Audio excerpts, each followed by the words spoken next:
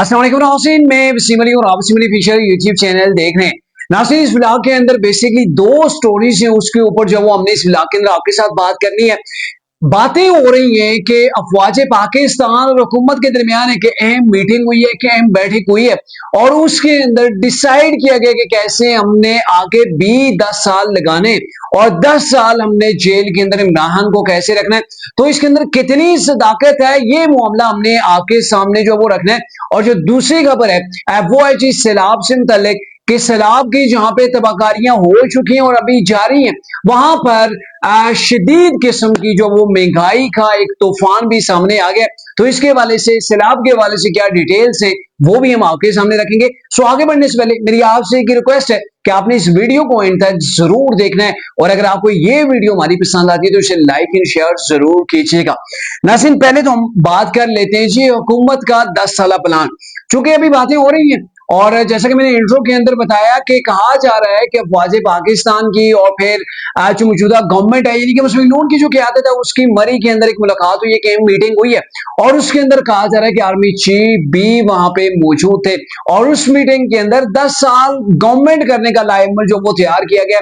तो इसके हवाले से मैं आपको बताऊं तो ये रिसेंटली एक मुलाकात हुई थी और ये मीटिंग जो है वो छांगरा गली मरी के मकाम के ऊपर हुई थी। वहां पे मियां नवाज शरीफ अक्सर जो वहां पे रहते।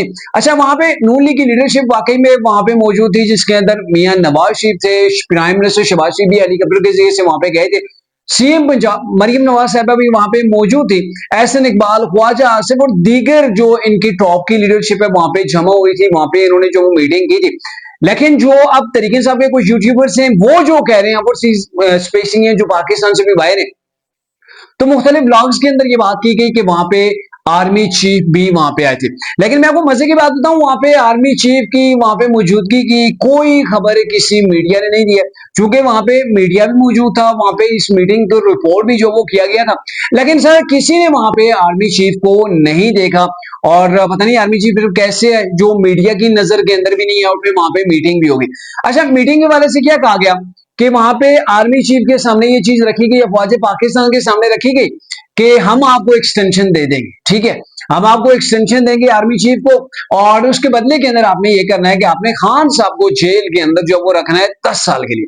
अच्छा, मजे की मैं आपको बात बताऊं, एक्सटेंशन की फिलहाल आर्मी चीफ को कोई जरूरत ही नहीं है, क्योंकि आपको पता है जून 2024 के अंदर पार्लियामेंट के अंदर एक बिल पास होता है, यानी कि कानून बनाया जाता है, और वो कानून ये था कि जो तीनों सर्विसेज चीफ हैं उनकी मुद्दत मुलाजमत जो पाकिस्तान के अंदर पहले 3 साल हुआ करती थी, उसको एक्सटेंड करके 5 साल कर दिया गया। यानी कि विदाउट एक्सटेंशन अब पाकिस्तान के अंदर कोई भी जो चीफ बनेगा, चाहे वो नेवल चीफ है, एयर चीफ है, या फिर जो वो आर्मी चीफ है, तो इनको 5 साल टाइम मिलेगा, 5 साल का टेन्योर इन्होंने मुकम्मल करना है।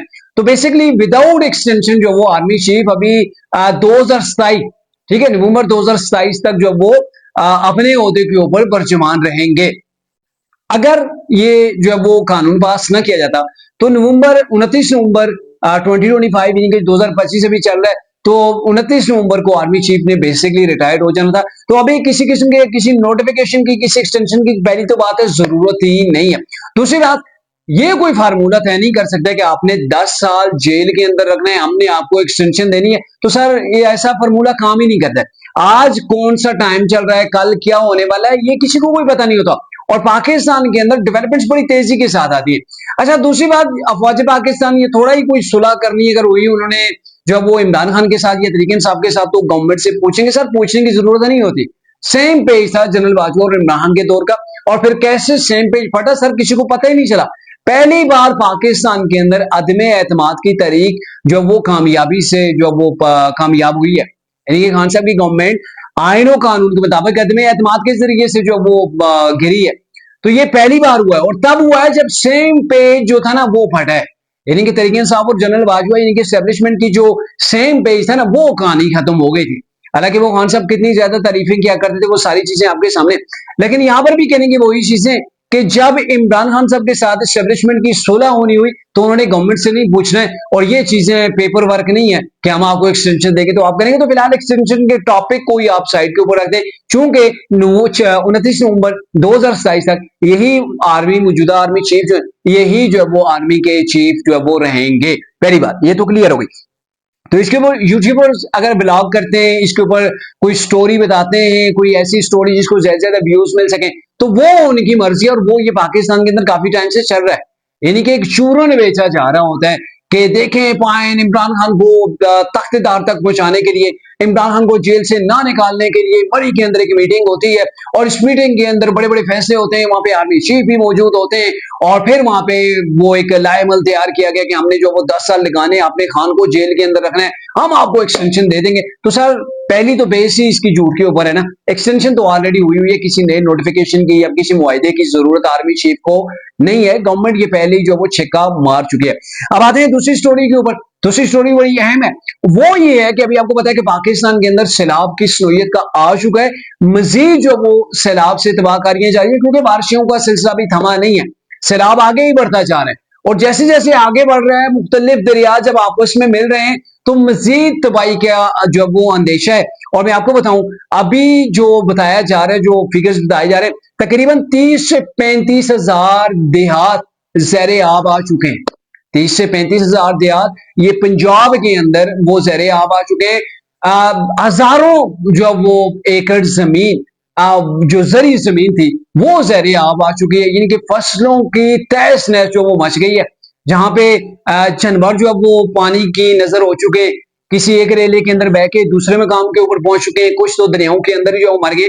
लेकिन बेसिकली जो तबाही हुई है, अगर रावी की बात की जाए तो दरियाए रावी अपनी जो उसकी पेवर कंडीशन है ना, जो उसकी पहले से चली आ रही है, वो उसी के अंदर बह रहा है, यानी कि दरिया रावी अपने किनारों के अंदर ही बह रहा है। लेकिन अलमिया ये है, आप अगर फुटेज देखें तो दरिया रावी के ऊपर बनने वाले जो पुल हैं, ब्रिज है, वो अपनी असली हैसियत हालत के अंदर है, ठीक है। और उनकी आप चौड़ाई देखें तो जो आगे दरिया को छोड़ा गया, आगे आबादियां बना दी गई हैं, तो फिर वहां से वो दरिया की चौड़ाई बिल्कुल कम कर दी गई है, यानी कि दरिया के पेड़ के अंदर, दरिया के बेल्ट के ऊपर हाउसिंग सोसाइटी बनाई गई है। और फिर जब आपने दरिया का रास्ता ही रोक दिया, वहां पे हाउसिंग सोसाइटी बना दी, तो फिर जब पानी नहीं आना है तो उसने तो तबाही मचानी है, यानी कि जाके दरिया के बीचों बीच जाके सोसाइटियां बनाई गई, और अब वहां पे तबाही हो रही है। और उसके जो जिम्मेदार है, जहां पे दीगर गवर्नमेंट है, चाहे जितनी भी गवर्नमेंट्स आई हैं वो सब जिम्मेदार है, लेकिन उसका वहां पे रूडा जो रावी के वाले से वहां पे जो एनओसी जारी करता रहा, और एनओसी भी जारी करता रहा बगैर किसी हिफाजती बंद के, यानी कि उसने हिफाजती बंद तो इसके ऊपर नहीं बनाए, ठीक है, सिर्फ उसका कमाल ये रहा कि वो पैसे लेके एनओसी जो वो जारी करता रहा। और अभी सैलाब आया है तो किसी की उसने कोई, जो बताया जा रहा है, किसी की कोई मदद नहीं की अभी तक। टीवी चैनल के ऊपर, मीडिया के ऊपर आके उन्होंने इसके बारे से कोई डिटेल नहीं बताई, उन्होंने इसके बारे से अवाम को आगाह नहीं किया, तो यानी कि अभी तक लंबी खामोशी है।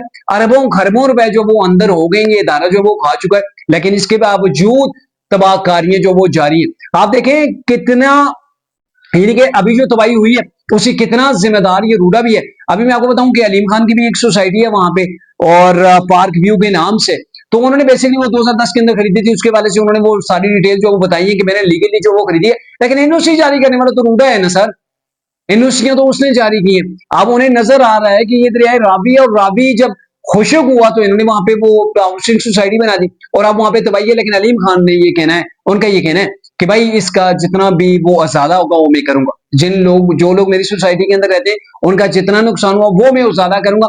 अब वो बेसिकली एक तगड़े शख्स हैं, उनका जो अपना बजट है ना वो सर बड़ा तगड़ा है, उनके पास माल और दौलत के बड़े बड़े अंबार भी लगे हुए हैं। तो अगर वो ये करते हैं तो वो बेसिकली बड़ी जबरदस्त बात है। जाहिर है वहां पे लोग तो लूट चुके हैं, उन्होंने तो अपना सारा कुछ तबाह कर दिया। तो अगर कहीं से ऐसी खबर आ रही है कि उसका अजाला किया जाए तो ये बड़ी बात है।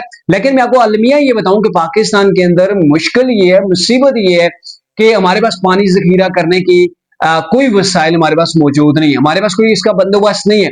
दूसरी बात, इसी पानी को समुद्र के अंदर ले जाने का भी पाकिस्तान के पास कोई बंदोबस्त नहीं है। तीसरी बात कि हमने दरियाओं के बीचों बीच वहां पे हमने हाउसिंग सोसाइटी बना दी है। जब ये सारा कुछ होगा तो फिर तबाही तो होनी है, और इस तबाही के नतीजे के अंदर जो महंगाई है, अभी आप देख लें कि कई गुना महंगाई जो वो आ चुकी है। आटे का जो थैला है बेसिकली वो 700 600 700 के करीब, ये सिर्फ कुछ ही हफ्तों के अंदर वो महंगा हो चुका है। सब्जियां आप देख लें सर, दूर क्यों जाते हैं, आप टमाटर के रेट चेक कर लें, 70 80 50 60 70 80 रुपए में सेल हो रहा था किलो, आज वही 300 के ऊपर हो गया है, ठीक है, जब ये तबाही हुई है। और जब ये तबाही हुई है, फिर गंदम की शॉर्टेज जो हो गई है, बाजारों के अंदर जो चीजें थी वो बह गई हैं, जरी जमीनें वो तबाह हो गई हैं, फसलें खड़ी खड़ी तबाह होगी। जब ये सारी तबाही हो गई है तो फिर जाहिर है इसका एक रद्द अमल होगा, और रद्द अमल ये होगा कि महंगाई की सूरत के अंदर जो वो हमें उसका खमियाजा भुगतना पड़ेगा। और ये जो सैलाब पाकिस्तान के अंदर आया सर, हमारे कई बजट भी हो ना तो वो मिलकर भी इसका जो वो अजाला नहीं कर सकते। इतने बड़े पैमाने के ऊपर ये पाकिस्तान के अंदर सैलाब आ चुका है। तो ये नहीं कहने का मतलब यह है कि आवाम तैयार रहे, जहां पे ये सैलाब ने तबाही मचाई है वहां पे अब महंगाई की तबाही भी वो हमारे सरों के ऊपर आन खड़ी है। तो अब तक के लिए इतना ही था, अगले बिला तक के लिए इजाजत दीजिए, अल्लाह हाफिज।